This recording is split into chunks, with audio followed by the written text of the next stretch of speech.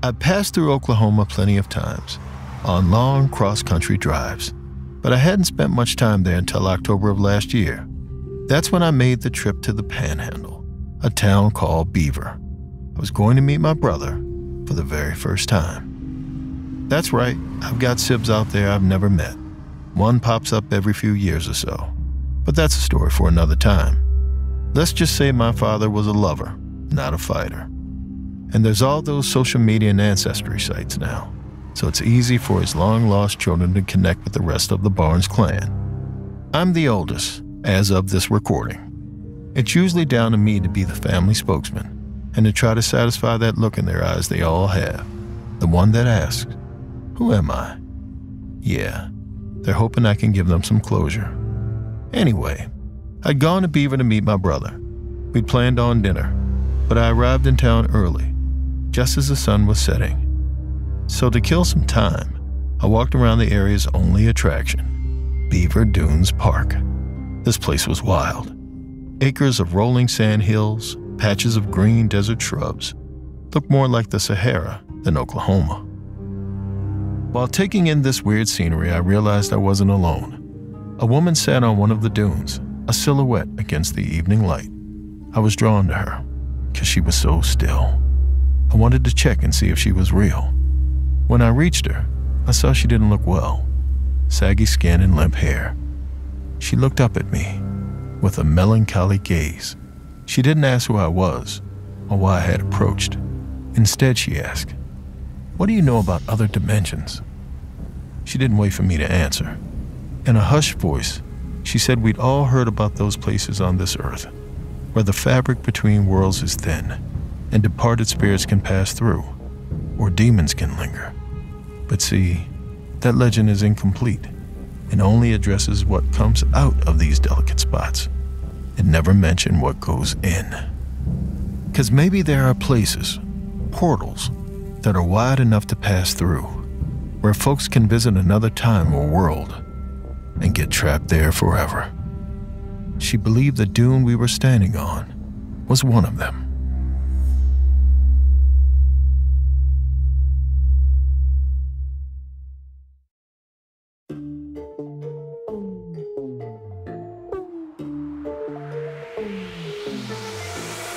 You're listening to Run, Fool! I'm Rodney Barnes, and this is episode 40, The Shaman's Portal.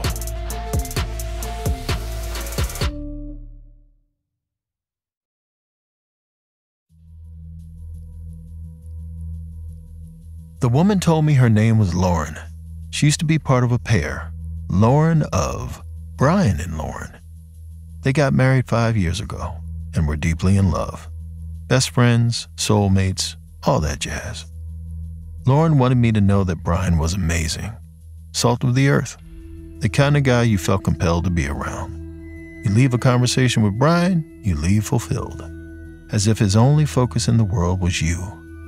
Lauren, she just felt lucky he'd chosen her, because she'd spent her whole life second-guessing herself on things big and small, what to say, what career to pursue, what to have for lunch.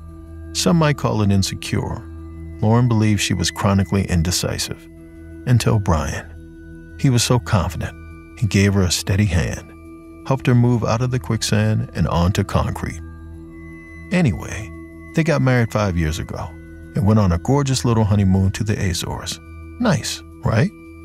They got back to their place in Beaver on a Saturday, knowing they had to start work on Monday. Brian didn't want their joy fest to be over, so he suggested they do a picnic at Beaver Dunes Park, a final little evening to celebrate the beginning of the rest of their lives. They bought a red and white checkered blanket, some wine they got in Portugal, cheese and crackers, and spiced corn cobs, Brian's favorite food. They sat on a big old dune, with an expansive stretch of sand below them, and feasted until the sun sank in the sky. The moon came out, a full one. It cast a bluish dreamlike hue onto the sand. But this was October, so it was cool at night. Lauren started to shiver, and Brian wrapped her in a blanket, kissed her, said he loved her. Lauren looked up at the sky and just felt glad, because she'd found her person, And if you found yours, you understand that feeling. I've experienced it. It's grounding, like all the guesswork has been taken out of life. And you're just good. Not the most eloquent way of saying it, but that's how it feels. Good. So Lauren was sitting there, head on Brian's shoulder, and she heard something, like the sand was moving. It was soft, just the slightest whisper of shifting grains. It came from below them. When Lauren looked, she could see a spot where the sand was sort of swirling around, like the wind was giving it a kiss. But there was no wind. Quite the opposite. The air was stale, and it was getting worse, harder to breathe, like the oxygen was slowly seeping out of this place. The sand went still. Lauren felt a flutter in her stomach. She didn't like the way it had moved. She didn't like that it was difficult to breathe. She wanted to leave. When she suggested it, Brian had a whole lot of practicality to impart. See, he hadn't seen the sand thing, but he guessed it was some animal. And sure, the air felt dry. It was just one of those nights. They'd had plenty of time to go home early when they had kids, but now he wanted to look at the stars with her, just for a little while longer. That was their dynamic in a nutshell. He was always so sure, which is why there wasn't much of a question. They were staying. Even so, Lauren could feel her heart pounding in her chest. Sweat gathered under her arms despite the chill. She tried to relax, to focus on Brian's sturdy presence next to her.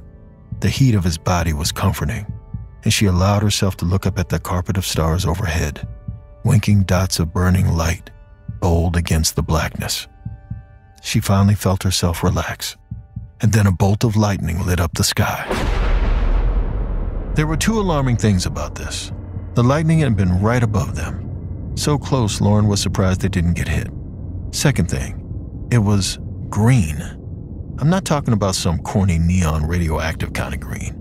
This had a deep, rich olive hue, a bizarre shade to see in the sky, and even stranger for it to emit any kind of light. It should have been impossible. It was too dark a color. I don't mean to go on about the green. It's just that this detail bothered me. It had that kind of weirdness that gets you all turned around, which is dangerous. Because when you're confused like that, you don't trust your senses. You think you're dreaming things up.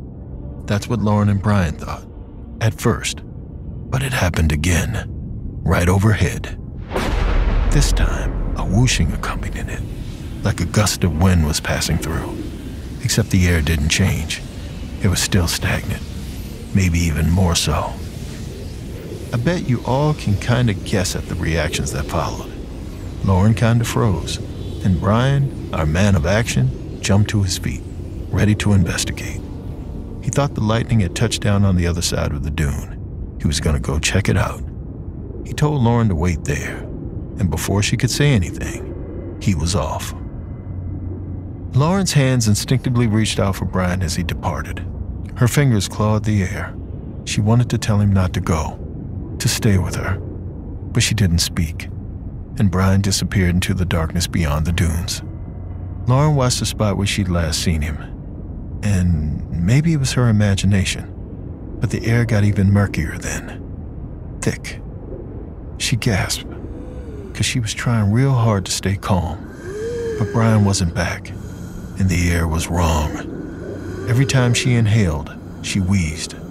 Then she saw something move out of the corner of her eye. It was the ends of her hair. They floated upwards, like gravity had called in sick. Then something tickled her ankles. The sand. It rose up from the ground and brushed against her legs. A scream tore its way up Lauren's throat, but before it could hit her airwaves, she heard Brian's voice from a few yards away. She couldn't see. The moon's light didn't reach him wherever he was. He said, "Whoa, Lar, look at this." That's when everything changed. The sand suddenly shot upwards, ripping around her in a storm. Her hair did too. It whipped around her neck, smacked at her face. Lauren frantically waved her arms around, trying to push away the onslaught. She attempted a scream too, but her cry just sucked in the airborne grains, coating her mouth in grime. Through it all, bolts of lightning flashed. That awful green color. Over and over and over again. 5 times. And then, everything stopped. The sand fell. Her hair did too. The air cleared. Breathable and crisp once again. Lauren yelled for Brian. Well, it was more like a croak at first, because she had all that sand in her mouth. She staggered forward, calling his name louder and louder as she ran all around the dune. He didn't answer. Like I said, Lauren was an uncertain person, but eventually, she landed on a horrible, gut-wrenching certainty. Brian was gone.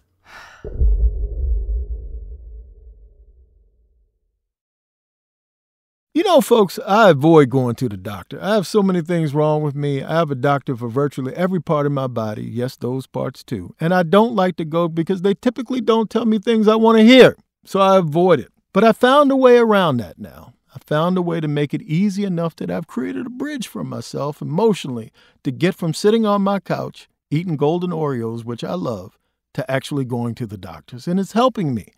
It's ZocDoc.com.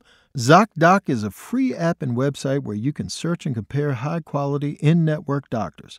Choose the right one for your needs and click instantly to book an appointment. We're talking about in-network appointments with more than 100,000 healthcare providers across every specialty, from mental health to dental health, eye care to skin care, and much more. Plus, ZocDoc appointments happen fast, typically within just 24 to 72 hours of booking. You can even score same-day appointments. I'm telling you, folks, I use this, and you should too. So stop putting off those doctor's appointments and go to ZocDoc.com/run. Find and instantly book a top-rated doctor today. That's ZocDoc.com/run. ZocDoc.com/run.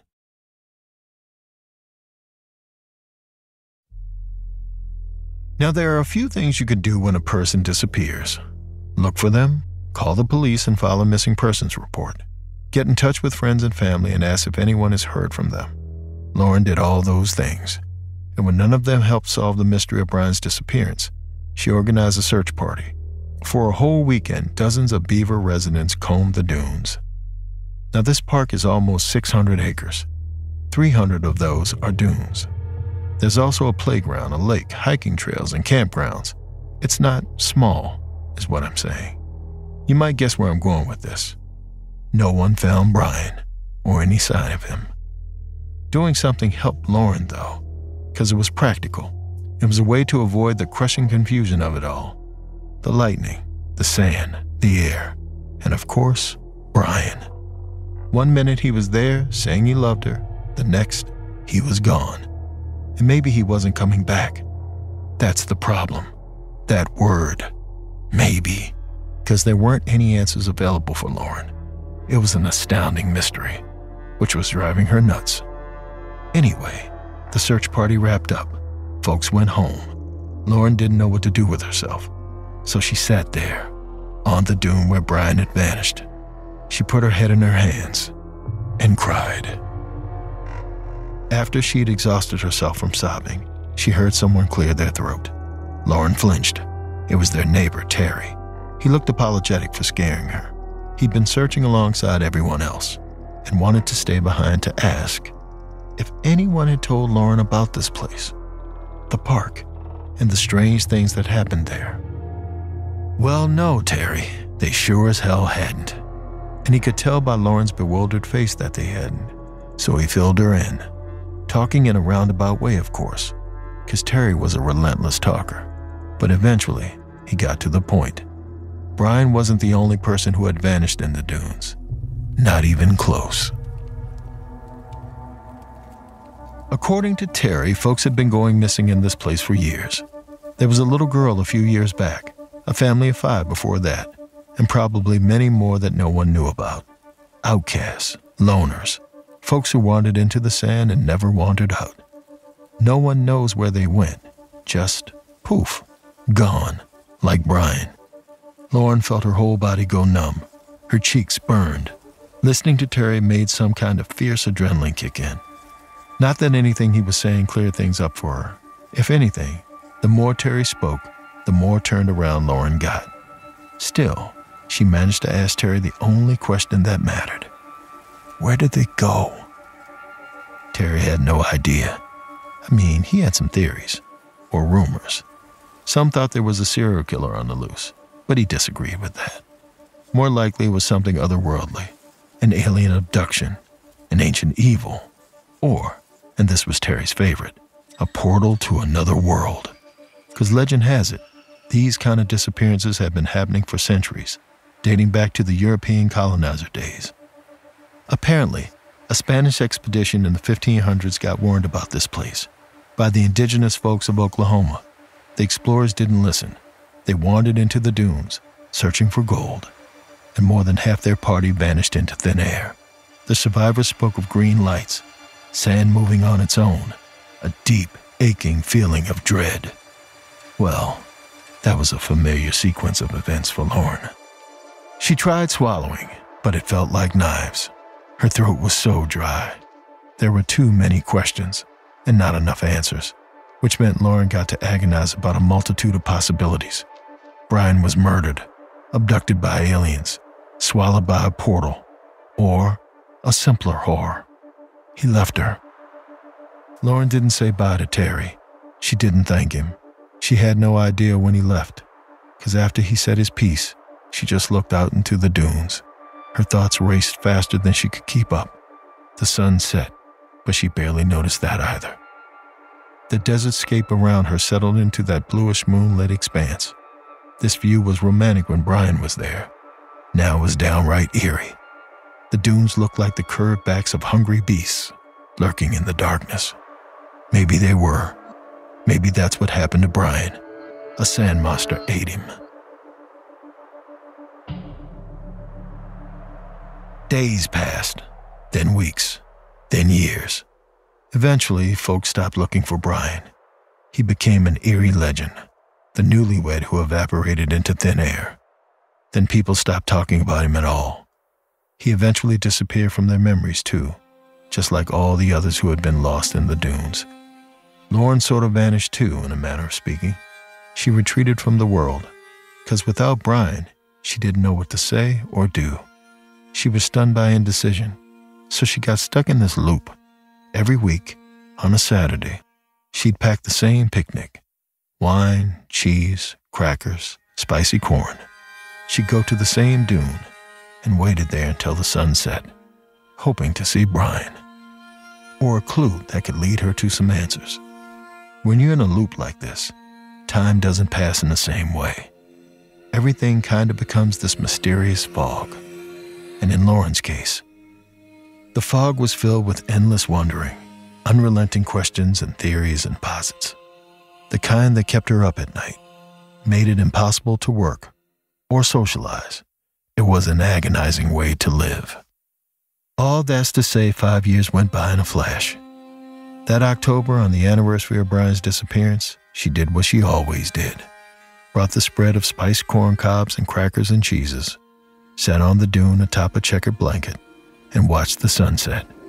It was vibrant that evening, reds and oranges mixing together and all that. It felt special, like the sky was celebrating this anniversary. Then she noticed something on the horizon, a cluster of darkness in the middle of the sand. It was moving and glowing. A bright, abrasive green light flashed over and over, coming from that cluster of black. Lauren stopped breathing as she watched it move closer. Her stomach flipped when she finally saw what it was. Figures, but not people. They had green skin, black eyes, and long poles in their hands. Lauren felt tears prick at her eyes. Her whole body went rigid, because she guessed she was finally going to learn what happened to Brian. And it wasn't going to be good.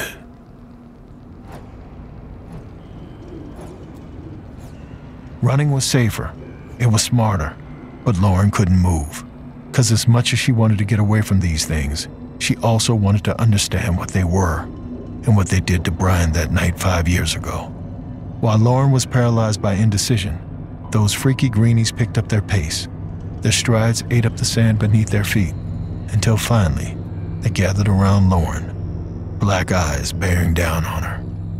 Except, up close, Lauren could see there was a shine to their eyes. The sunset's mesmerizing glow bounced off them, reflective, like goggles. They were goggles, and up close she could see their green skin was cakey and matte, like makeup. The flashing lights, strobes around their necks. These weren't sadistic aliens. They were people dressed like them. Lauren watched as they all lowered their goggles, one step forward, and asked Lauren if she was there for the portal. Okay, so apparently there was a group of folks in Beaver who believed in Terry's portal theory. They thought it was an alien portal specifically, and they came to the dunes every 5 years, on the day they thought the thing opened. They were adamant about this. Around the same October weekend, every half-decade, folks went missing. Flashing lights were seen, movement in the sand where there was no wind. They'd never seen it themselves, but here's hoping. These folks went on their way soon after. They wanted to set up their watch site on the other side of the park, where the campgrounds were. But listen, this group wasn't important. It was what they said that factors into our story here. See, all their talk about a portal got Lauren considering it as a viable theory, which gave her a bit of hope. A portal meant that Brian wasn't dead. He was just elsewhere. And they said the portal opened every 5 years. This was the 5-year anniversary of his disappearance. It was because of all this that Lauren stayed in that park. The sun set, the stars came out, a chill settled in. Lauren shivered, put her jacket tight around her. She'd done this time and time again. But tonight would be different. The moon hung overhead, full and vibrant. The stars appeared around it. Then she heard it. A soft slide of sand. Her heart rate picked up, because just like 5 years ago, there was no wind. Lauren stared into the ether, pulse racing. Whatever had taken Brian all those years ago, it was coming again. She'd waited for this, an answer to that horrific lack of closure, a desperate need to know what happened to Brian. But she was scared too, because what if this portal was deadly? Then again, she wasn't sure it mattered. She hadn't really been living since Brian went missing. Wasn't it better to know than to continue to exist with this desperate, aching sense of uncertainty? Then she heard the sand move again, except this time, it sounded off. That's because it wasn't coming from below her, like last time. It was coming from behind her. Then something grabbed her shoulder.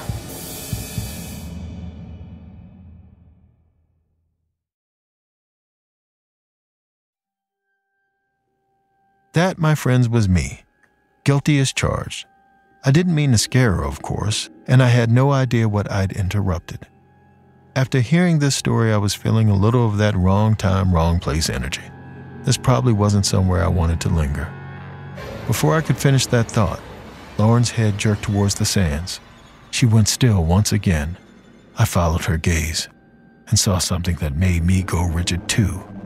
The moon lit up the sand below just enough to see that it was moving.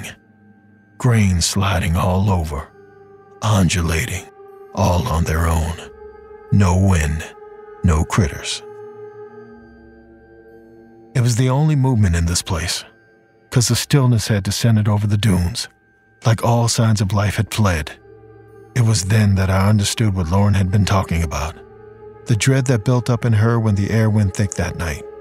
I understood this because it was happening again. It was hard to breathe, like a soggy summer on the East Coast, but it wasn't humidity exactly. It was like the oxygen was being sucked away, a receding tide. Then a bolt of deep, viridescent lightning cut through the sky. It was just like Lauren said. The color was all wrong, a rancid green, like something in the air had gone foul and rotten. It happened again, and I felt something tickle my ankles. Sand rising up around me. I heard Lauren gasp, and I saw why. The air was rippling. The scenery behind it contorted and churned. then separated. A tear in the fabric of the world. A deep black envelope of nothing opened up, surrounded by that wretched flashing green. A portal, right there in the dunes of Oklahoma. I'll be damned. Lauren started towards it, then stopped, then walked another pace, then stopped again. She was shaking real bad as she turned to me. Her eyes were wide. She asked, "What do I do?" I couldn't help Lauren make this choice. It was too personal. Only she knew if she could exist in this world with a question mark hanging over her head, and if that was worse than whatever lurked in that hole. This was a big, big choice. Right or wrong, it had to be hers. I said as much, and Lauren stared at the hole's churning abyss. The sand continued to rise around us. The air felt impenetrable. I was wheezing. So was Lauren. But a determined look crossed her terrified face. She told me she was going inside. I watched her head towards the portal. The green lightning flashed around us, illuminating her with a sickening glow. Before she stepped inside, she called to me, said she'd yell out what she saw, loud as she could. Then I'd know she was in there.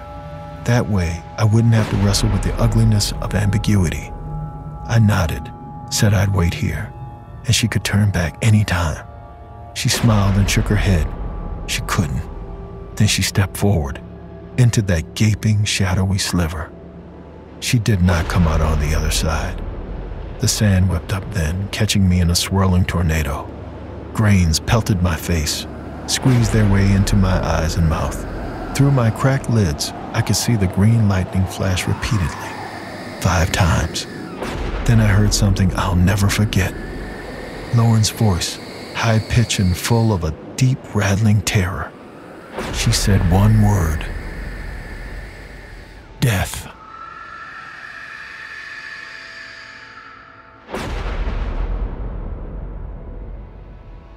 There was silence after that. The hole closed up. The sand settled. A breeze spread across the terrain, an actual one, that kicked up the dunes in a normal way. And me, I took off as fast as I could. I wish Lauren hadn't told me her story, that she hadn't called out that single spine-tingling word. Because you know what? I was someone who could live with a question mark. In fact, I might prefer it. I'd go on and meet my brother. I'd be kind. I'd tell him about our dad. But before I did, I was going to warn him about Lauren and the door to death she walked through. Because he should know there are worse things in this world than uncertainty.